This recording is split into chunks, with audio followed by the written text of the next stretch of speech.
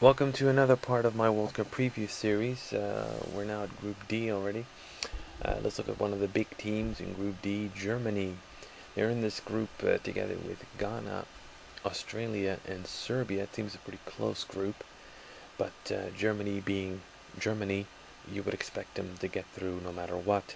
So let's look at the team. I mean, Germany, of course, were the hosts of the last World Cup, and they were finished in third place, went out in the semi-finals, and did quite well. And of course, the year before, the World Cup before that, they were the finalists, the runners-up in Japan and Korea. So yeah, last two World Cups have been quite impressive. Having said that, Germany has been less impressive over the past decade than they have been in the 90s, 80s, and 70s. They of course have been world champions several times, as West Germany, 1990, 1974, last time. But yeah, they had some rough patches in 1998. The World Cup was quite disappointing, going out being thrashed by Croatia. Then Euro 2000 went out in the first round. Euro 2004 went out in the first round. And at the World Cup 2002, they did make it to the final, but everybody was very surprised they made it to the final because they didn't really have a great team. The expectations for the tournament were low, but yeah, they're Germans, you know. But so they always get far. Usually, there's really a tournament team that grows into the tournament and just yeah, they go in to win, and that's it. And they win a lot. They're very solid in every way. They're very efficient usually. But they can go out in the first round, as we saw in Euro 2000, Euro 2004. But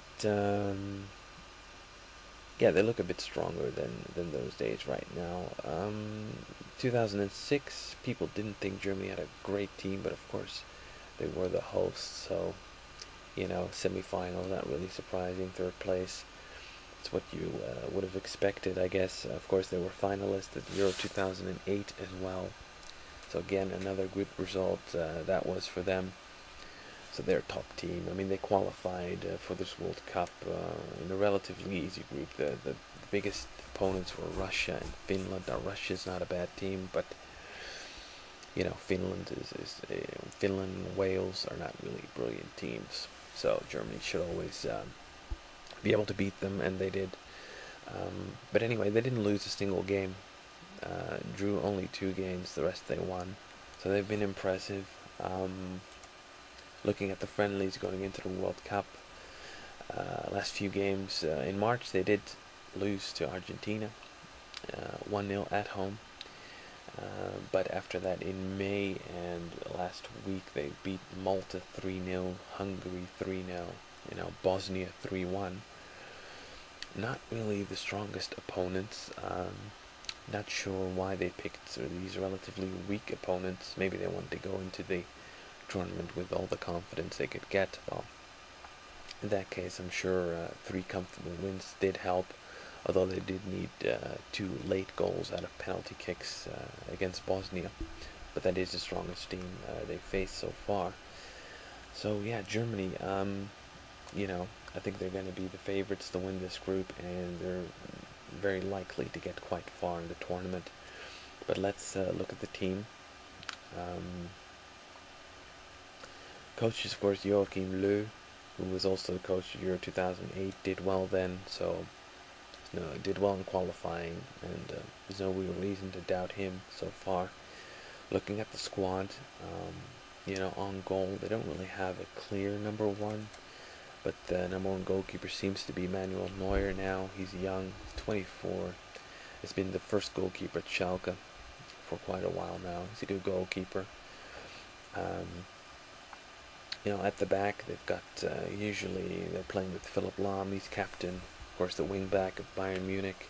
He's an excellent player. They usually play with Per Mertesacker of Werder Bremen. He's a good player.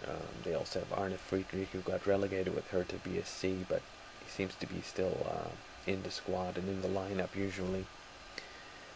And yeah, we also got Jerome Boateng, whose brother plays with Ghana.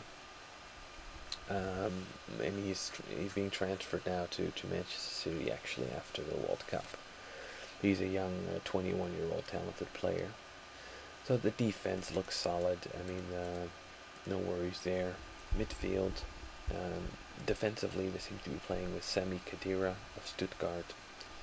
Excellent defensive midfielder. No problems there. And Bastian Schweinsteiger, who this year, of course, got turned around by Louis van Gaal from an offensive midfielder to a defensive midfielder. Usually, he used to play on the wings as a kind of creative attacking midfielder, but now he's playing a little bit more defensively. Next to Van Bommel in the Bayern Munich squad, so he's probably going to be in the same role within the German team, I would expect. Other than that, they have a couple of young talent player like Mesut Özil, who is half Turkish descent. Very talented player, very creative, great touch, great dribbler, excellent player. Werder Bremen actually bought him to replace Diego, who left for Juventus, of course. And he's very talented, but I don't know if he's really good enough to become like a star at the World Cup, but who knows, might be possible. And furthermore, they got another young talent, Toni Kroos, who's a player of Bayern Munich, but he played for Bayer Leverkusen the past season. He was on loan there, did quite well. Leverkusen, of course, challenged for the title for quite a long time. Yeah, he's a good player. And they got Trochowski, who was, of course, a player of Hamburg, HSV, and he's a player for on the wings in midfield, so he's probably going to be a starter. Then up front, they don't really have a clear favorite to start. Probably Löw is gonna start with Podolski and Klose, two experienced players who've always done well for Germany, done well in tournaments. But yeah, Stefan Kiesling of Bayer Leverkusen is quite a good player. Had an excellent season.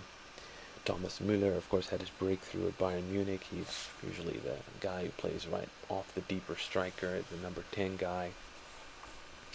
And yeah, he's still young, quite inexperienced. Not as well known on a world level. At least Diego Maradona didn't recognize him at the press conference, that's for sure. But Müller will probably get its minutes. And then they also have Mario Gomez, of course, who didn't quite make the impact at Bayern Munich the past season that people might have hoped. But he's a great finisher, good in the air, physically strong, athletic, you know. And according to Löw, he's been very good at training sessions, so he might give him a chance as a starter. And there's also Kaká, the last attacker. They've got the Brazilian-born guy who actually went to Germany 10 years ago and started playing for an amateur club, and then moved his way up all the way to the Bundesliga. Now plays for Stuttgart and has acquired the German nationality, but he is of course Brazilian. But yeah, he's been a prolific goal scorer for years in the Bundesliga. So yeah, plenty of options up front, but all of them are good attackers. But how many of these players would you see as world class? I would say none, perhaps, at the moment. And that's really the thing with Germany. I don't see any clear weaknesses because they have a good team. But which players are really world class? Which players are really the best of the best? I mean, yes, Germany always goes far. Before I forget, of course, the reason for this also is because they're missing Michael Ballack. Yeah, their major number one, their main player of Chelsea, who got injured, of course, in the FA Cup final. Unfortunately for Germany, that's quite a big loss. But yeah, outside Ballack, you know, Philipp Lahm, Schweinsteiger, these are guys you can send out on a mission and they'll pull it off. But the rest, it's not quite world class.